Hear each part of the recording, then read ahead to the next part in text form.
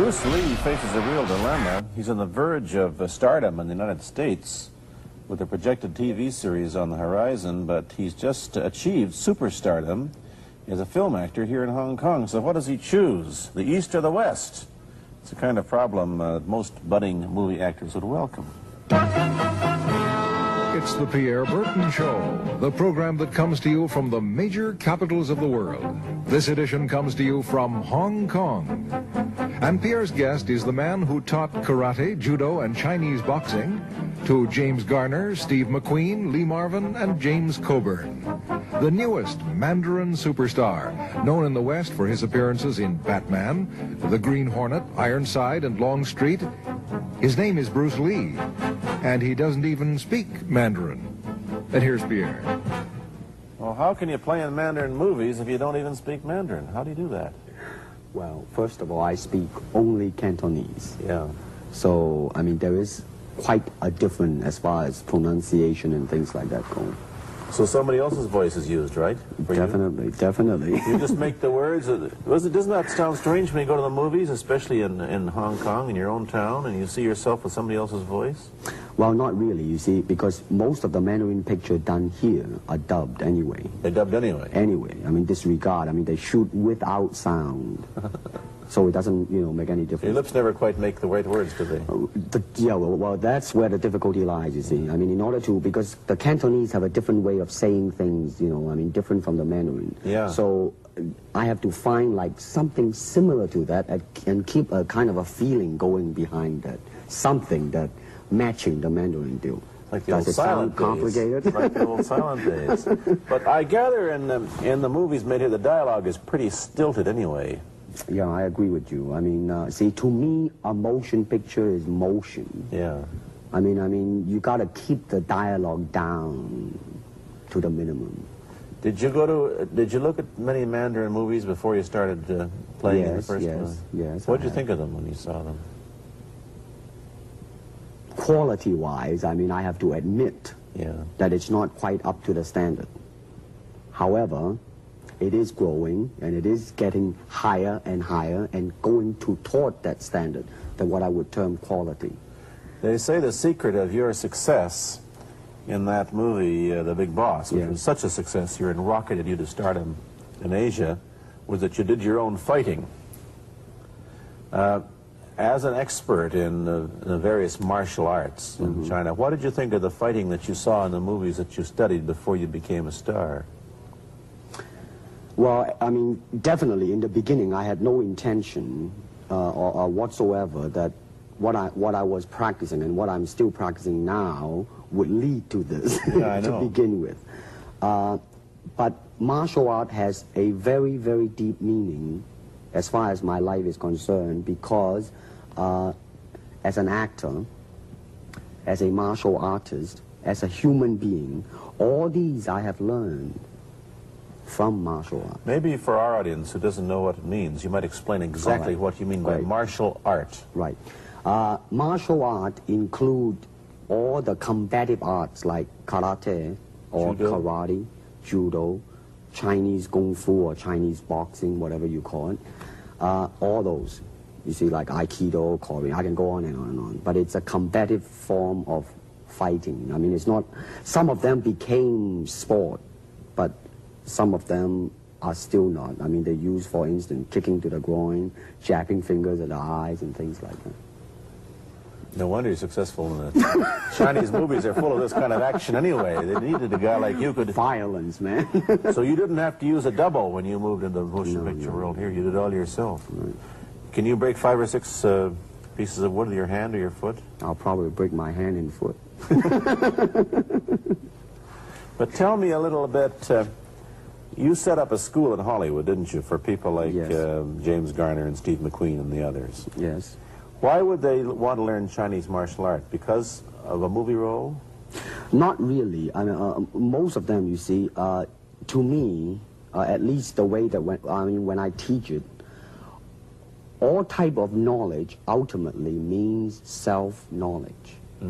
So therefore, they're coming in to, and ask me to teach them not so much of how to defend themselves or how to do somebody in, rather They want to learn to express themselves through some movement, be it anger, be it determination, or whatsoever. So in other words, what I'm saying, therefore, is that he is paying me to show him in combative form the art of expressing the human body. Which is acting, in a sense, isn't it? Well...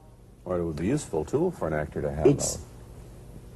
I mean, it might sound too philosophical, but it's unacting acting or acting unacting, if you... You've lost me. I have, right? So what I'm saying, actually, you see, I mean, it's a combination of both.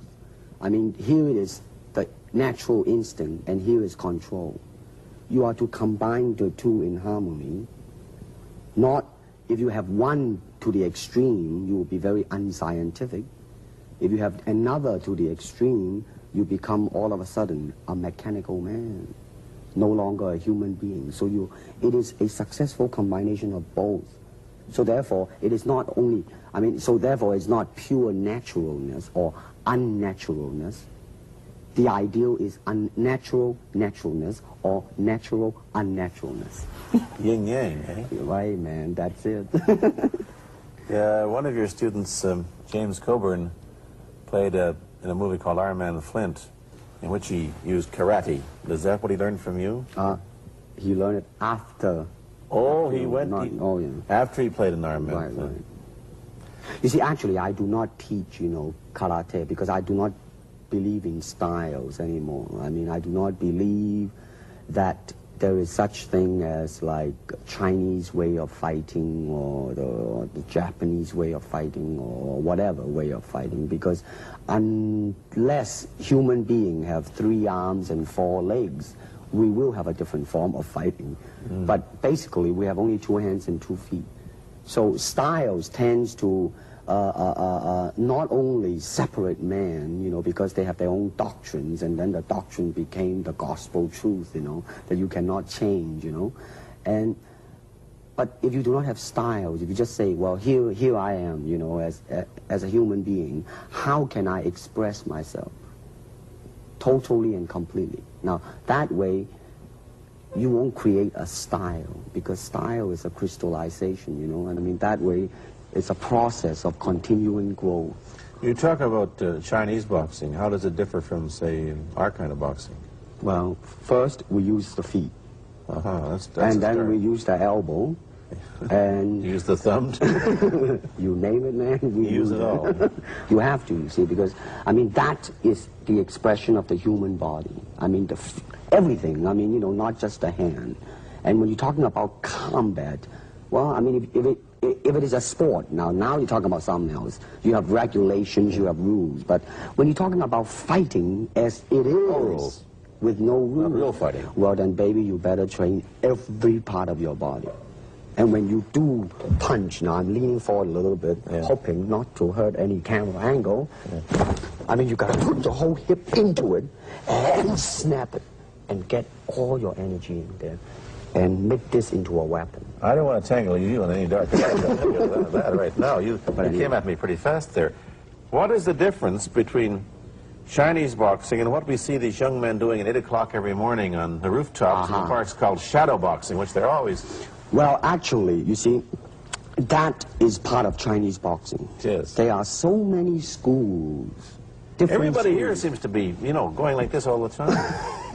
Well, that's good. I'm very glad. I'm very glad to see that, because at least somebody is caring for their own body, right? Yeah. I mean, that's a good sign. Well, it's a kind of a slow form of exercise, which is called Tai Chi Chuan. I'm speaking Mandarin just now. Yeah. Cantonese, Tai Chi Chuan, okay? I see. And it's more of an exercise for the elderly, not so much for the Give me a demonstration. Show me. Can you do a little bit of it? Just so I mean, the hand-wise is very slow. Oh, is it? And you push it out, but all the time you are keeping the continuity going. Bending, stretching, everything. Suppose, I mean, you just keep it moving. It's like a ballet dancer there. Yeah, it is. I mean, to them, you see, the idea is running water never grows stale. So you got to just keep on flowing. Of all your students, famous, James Garner, Steve McQueen, Lee Marvin, James Coburn, Roman Polanski, which was the best, who adapted best to this Oriental form of exercise and defense? Well, depending, okay? Now, as a fighter, Steve McQueen, now, he is good in that department because that son of a gun got the toughness in him. Yeah. I see it on the screen. I mean, he would say, all right, baby, here I am, man. You know, and he'll do it. Yeah. Now, James Coburn is a peace-loving man. I met him. Right? I mean, you've met him. I mean, he's really, really nice. I mean, super mellow and all that. I mean, you know, I mean, now, he appreciates the philosophical part of it. Therefore, his understanding of it is deeper than Steve. So it's really hard to say. You see what I'm saying now? I see. I mean, it's different. So that's, I mean, depending on what you see in it. Interesting. We don't, in our world, and haven't since the days of the Greeks who did, combine philosophy and art with sport. But quite clearly, the Oriental attitude is that the three are facets of the same things. Man, listen, you see, really, to me, okay, to me, ultimately, martial art means honestly expressing yourself. Now, it is very difficult to do. I mean, it is easy for me to put on a show and be cocky and be flooded with a cocky feeling and then feel like pretty cool and all that. Or I can make all kinds of phony things, you see what I mean, blinded by it. Or I can show you some really fancy movement.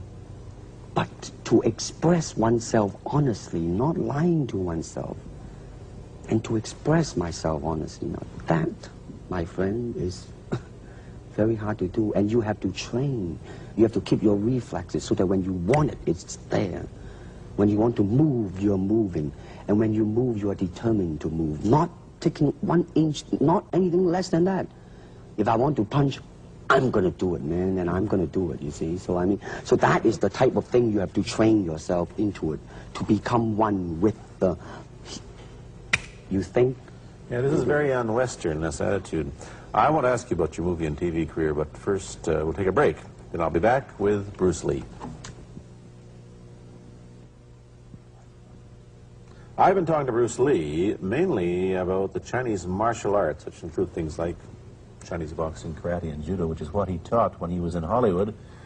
After he left the University of Washington, where he studied, of all things, philosophy, if you can believe that. He did, but that, perhaps you understand why the two go together from the first half of this program. And you can perhaps understand how he got into films. He knew a lot of actors, but I'm told that you got the job on the Green Hornet, where you played Kato the chauffeur, mainly because you're the only Chinese-looking guy who could pronounce the name of the leading character, Britt Reed. I meant that as a joke, of course. And it's a heck of a name, man. I mean, every time I said it at that time, I was super conscious. I mean, really now, that's another interesting thing, huh? Let's say if you learn to speak Chinese. Yeah. And it's very, I mean, it's not difficult to learn and speak the word. The hard thing, the difficult thing, it's behind what is the meaning, what brought on the expression and feelings behind those words. Like when I first arrived in the United States, and I look at a Caucasian, and I really would not know whether he was putting me on, or is he really angry, because we have different way of reacting to it. See, those are the difficult things, you see. It's almost as if you came upon a strange race where a smile didn't mean what it does to us. In fact, a smile doesn't always mean the same, does it? Of course not. Yeah, I just thought of that.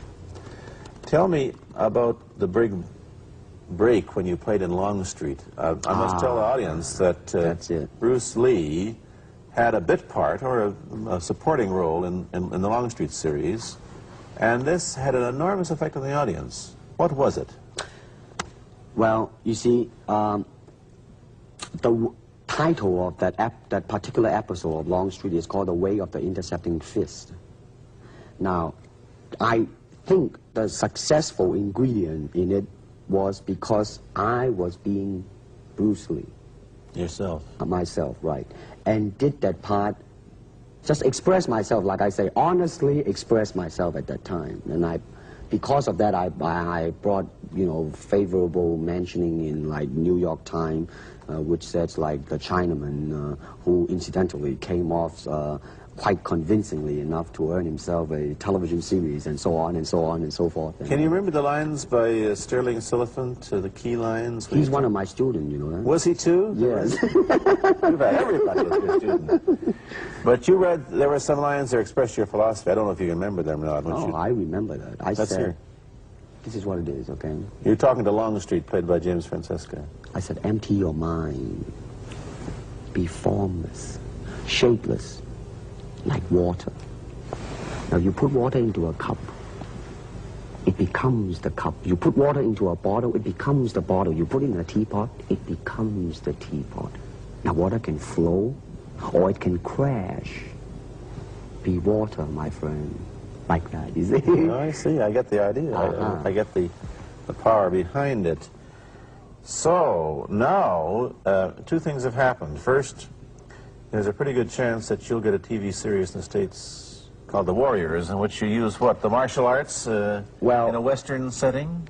That was the original idea. Now, Paramount, you know, I did Longstreet for Paramount, and Paramount wants me to be in a television series. On the other hand, Warner Brother wants me to be in another one, but both of them, I think, they want me to be in a modernized type of a thing.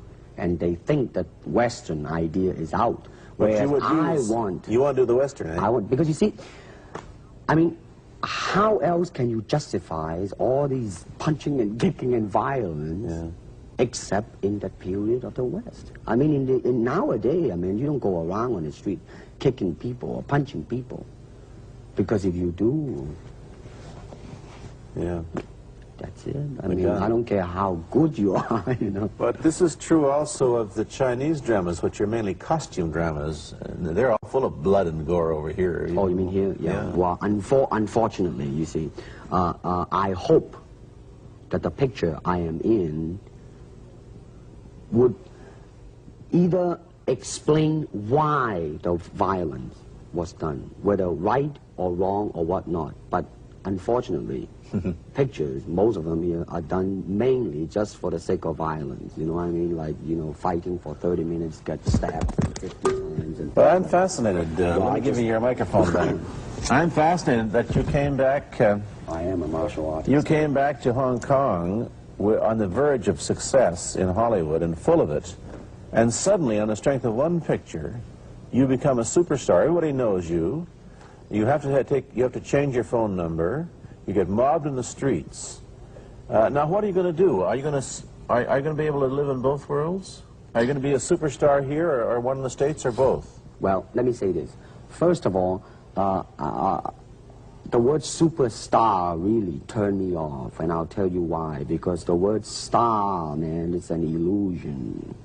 It's something what the public calls you. You should look upon oneself as an actor, man. I mean, you would be very pleased if somebody say, hey, man, you are a super actor. It is much better than, you know, superstar. Yeah, therefore, you've got to admit that you are a superstar. You're not going to, if you're going to give me the truth. I am now. I'm honestly saying this, okay? Yes, I have been very successful. Yeah. Okay? But I mean, I think the word star is I mean, I do not look upon myself as a star. I really don't. I mean, believe me, man, when I say it. I mean, I'm not saying it because what are you going to do? Let's get back to the question. Okay. Are you going to stay in Hong Kong and be famous? Or are you going to go to the United States and be famous? Or are you going to try and eat your cake and have it too? I am going to do both because, you see, I have already made up my mind that in the United States, I think something about the Oriental, the true Oriental should be shown. Hollywood sure as heck hasn't. You better believe it, man. I mean, it's always that pigtail and bouncing around, chop, you know, with the eyes slant and all that. And I think that's very, very out of Is it true that you were, the first job you had was being cast as Charlie Chan's #1 boy? Yeah, #1 son, yeah. No, they never made a movie. No. They were going to make it into like a new Chinese James Bond type of a thing. Now that, you know, the old man Chan is dead, Charlie is dead, and his son is carrying on. But they didn't do that. No. Batman came along, you see, because and then everything was started to be going into that, you know, that kind of which you were in. But is I mean, by the way, I did a really terrible job in that, I have to say. Really? You didn't like yourself? I didn't see one. Let me ask you, however, about the problems that you face as a Chinese hero in an American series. Have people come up in the industry and said, well, we don't know how the audience are going to take a non-American? Well, such question has been raised. In fact, it is being discussed, and that is why The Warrior is not going to be on. I see. You see, because unfortunately, such thing does exist in this world, you see, like, I don't know, certain part of the country, right? Where, like, they think that business-wise it's a risk. And I don't blame them, I mean, in the same way, it's like in Hong Kong, if a foreigner come and became a star, if I were the man with the money, I probably would have my own worry of whether or not the acceptance would be there. But that's all right, because if you honestly express yourself, it doesn't matter, see? Because are you, how about the other side of the coin? Is it possible that you are, I mean, you're fairly hip and fairly Americanized. Are you too Western for Oriental audiences, do you think? Oh, man, like, how? I have been criticized for that. You have, eh? Oh, yes, definitely. So. Well, let me say this. When I do the Chinese film, I'll try my best not to be as American as I, have been adjusted to for the last 12 years in the States. But when I go back to the States, it seems to be the other way around. You know what I mean? Too exotic, eh? Yeah, man. I mean, they're trying to get me to do too many things that are really for the sake of being exotic. You understand what I'm trying to say? Oh, sure. So it's really, I mean, it's when you live in both worlds, it brings us problems as well as advantages, and you've got both. Time to go to a commercial. I'll be back in a moment with Bruce Lee. Let me ask you whether the change in attitude on the part of the Nixon administration towards China has helped your chances of starring in an American TV series. Well, first of all, this happened before that. Yeah. But I do think that things of Chinese will be quite interesting for the next few years. I mean, not that I'm politically, inclining toward anything. No, I understand that. I'm just wondering. But I mean, once the opening of China, I mean, that it will bring more understanding. Yeah. More things that are, hey, like different, and maybe in the contrast of comparison, some new thing might grow. So therefore, I mean, it's a very rich period to be in. I mean, like if I were born, let's say, 40 years ago. Yeah. If I have a thought in my mind, I said, boy, I'm going to star in a movie or star in a television series in America. Well, that might be a vague dream, but I think right now, maybe, man. You still think of yourself Chinese, or do you ever think of yourself as North American? You know what I want to think of myself? As a human being. Because, I mean, I don't want to sound like, as Confucius say, but under the sky, under the heaven, man, there is but one family. It just so happened, man, that people are different.